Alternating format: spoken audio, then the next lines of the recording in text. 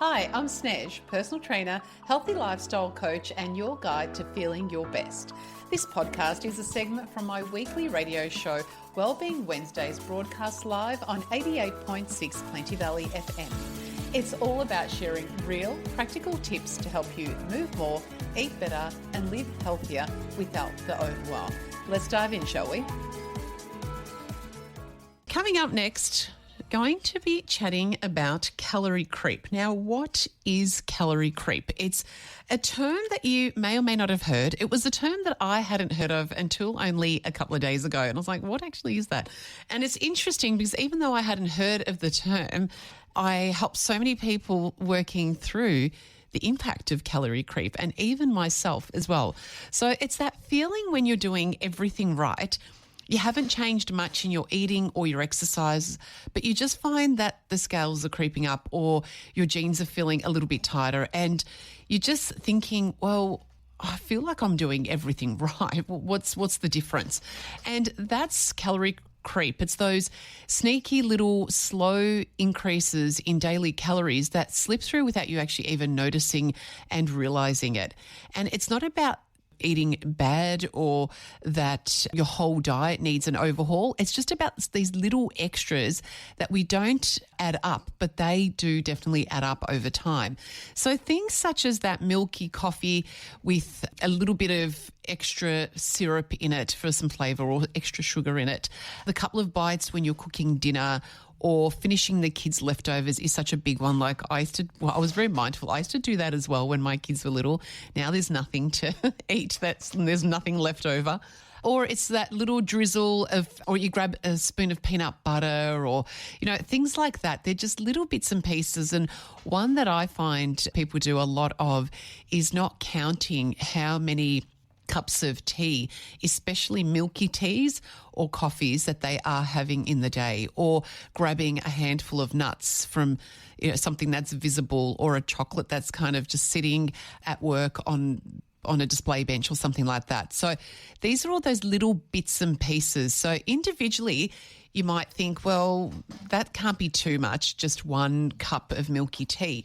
But when you add all of those things up, especially if you're having 3 or 4 cups of tea, and then you're having, that bit of peanut butter as you putting it on for the kids' breakfast or whatever it is, but all of a sudden it can easily add up to 200 to 400 calories a day without you even realizing. And that's enough of an increase to stop your progress and to actually reverse it over time, especially if you have started off trying to make healthier habit changes and you refine your food intake and you start to get really quite organized with the choices that you're making better choices, adding protein, increasing your water intake, you start to see results. And then all of a sudden, these little things creep back in. And you can look at the bulk of your diet and what you're doing day to day, and you're thinking, well, like, what's changed? Everything's fine. But we're just not adding up these little things that are creeping in. And calorie creeps happen when our habits shift slowly because we've stopped paying attention to the size of our meals or all these like little additions. So it does happen over time.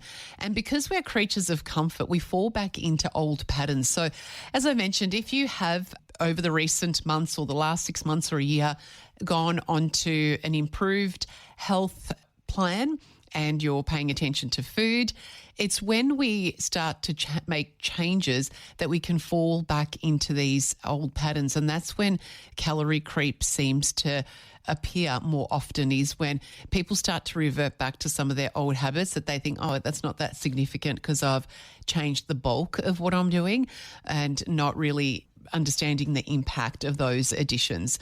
So we think things like, oh, it's only just a bite or it's just a drink, it doesn't count. And the interesting thing is that our brains don't actually register, which is the other part of the issue of calorie creep, that our brains don't register liquid calories or small extras the same that we register meals. So we underestimate how much we've actually consumed, and that gap between what we think we've had and what we've actually had widens over time. And it's not only the gap in what we're thinking we're having, but that directly represents how much calories or how many calories you're taking in. And the goal isn't to track too obsessively, like we don't need to therefore go back to tracking and weighing and measuring everything. That's not what I'm saying. But it's really interesting that if you feel like you are stuck, and I had a member just this week that had been getting some advice, some nutrition coaching, and got some great results at the start and felt was eating in a very similar way. It was like this calorie creep, exactly. And it wasn't until I sat down with her and we started to unpack, okay, well, what are you having to drink? When's your next snack? What are you consuming? And it was interesting how she too didn't count her tea intake as food.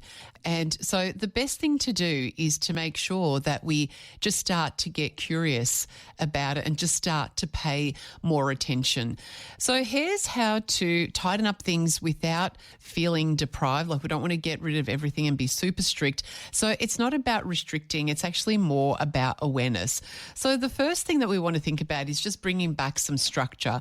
So start to eat proper balanced meals so that you're not grazing all day long. And I can definitely fall into this habit where it's like, oh, I don't have time to make myself a proper lunch, but I'll just grab this can of tuna and then I'll grab a carrot and then I'm grabbing some hummus with some dry biscuits. And then all of a sudden it's kind of spilled into 2-3 hours of continuous food consumption. So bringing back the structure and having some personal rules around, okay, once I have my lunch or my breakfast, within 3 to 4 hours, we're not consuming any food, and just waiting 3 to 4 hours before you refeed or eat your next meal or your next snack. Now, a really important thing to note at this point in time is let's define what food is. So we may not consider, as I said, a milky tea food, but it does count in this particular situation as food. So all of the non-food items that you could be having are things like a black coffee, no sugar, no milk, all the herbal teas or black tea with, again, no sugar or milk. You could definitely include those in lemon water, as in water with fresh lemon squeezed through. Just plain water, hot water, or any kind of water is fine. They're the sort of things that don't count. Anything outside of that is going to count, whether it be a soft drink or whether it be a coffee or whether it be a juice. All of those things count as food. And it doesn't matter how much it is either. So even if you're like, oh, I just grabbed, 4 almonds on the way in. Well, that's food. So we want to get some structure around making sure that we're eating and allowing a gap of at least 2 hours. Try aim for 3 hours where there's no consumption or grazing on food. And when we have that structure, it also reduces the need to feel like we're always like topping up, because we're not actually having a substantial meal that satiates us. We're kind of like just topping up as we go.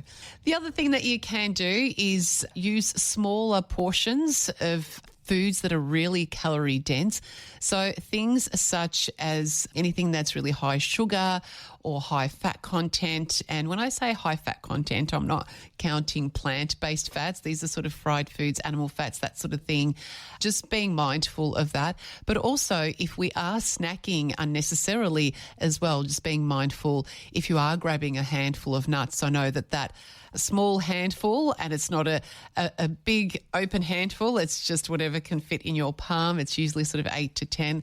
I don't like to count, but it's really important to make sure that if you are snacking, that you just don't have the bag of almonds there and snacking, because again, that calorie creep comes in because we're mindlessly eating almonds, and before we know it, we're on a phone call or we're doing some work, the bag's next to us and then half the bag's gone. You've just consumed all this excess that your body is not going to utilise that day and therefore will store.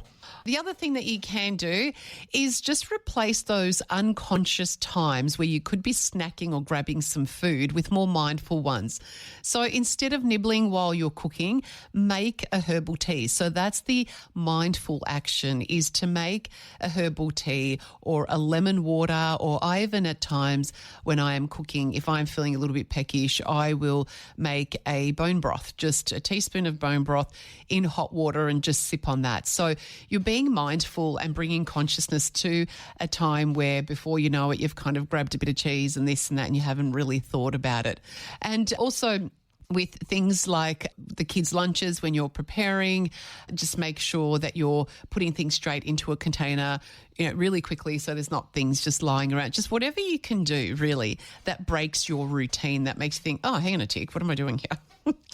Think about your environment. So if snacks are visible, whatever's visible, you're more likely to eat it. I use this strategy in a positive way. So I will always display nuts and seeds because I want my boys, when they are looking for a snack or they are feeling hungry, that they're going to go to those options first. But if there are things that you are wanting to avoid, or you're wanting to avoid snacking completely and you want to go to a breakfast, lunch and dinner style of eating only, then try to remove as much as you can of any visible food or fruits or things that you can just grab and go. And as best as you can, that also relates to when you are in the workplace, because I know that workplaces can be a real downfall for calorie creep because it's a little chocolate here or celebrating with some cake there or whatever it is. So just being mindful of the environment, what you're surrounded by, and firstly make better options that you're surrounded by, but maybe just removing things out of sight so that they don't trigger some unconscious eating. The next thing is to recheck your drinks, your beverages. Where are your calories coming from? So how many calories are coming from milky coffees, from smoothies, from wine or soft drinks that can easily sneak in unnoticed? And before you know it, if you think about your day, it's like, oh, I didn't even think of that. And that's what was so great with this member that I was working with this week, is that she was like, oh, Snez, I didn't even realise that would actually have an impact and would add up so much. And she has seen some really good changes even in the last 2 weeks, which has been good.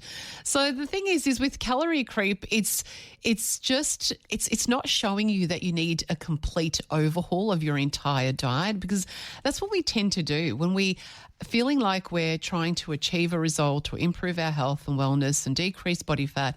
If we're not immediately seeing a change in our clothing and in our body, we tend to go for the big things. We need to overhaul everything or start a drastic training routine. And a lot of the time we don't need to do that. It can just be these small little foods, calorie creep coming into your day that's making quite a big impact.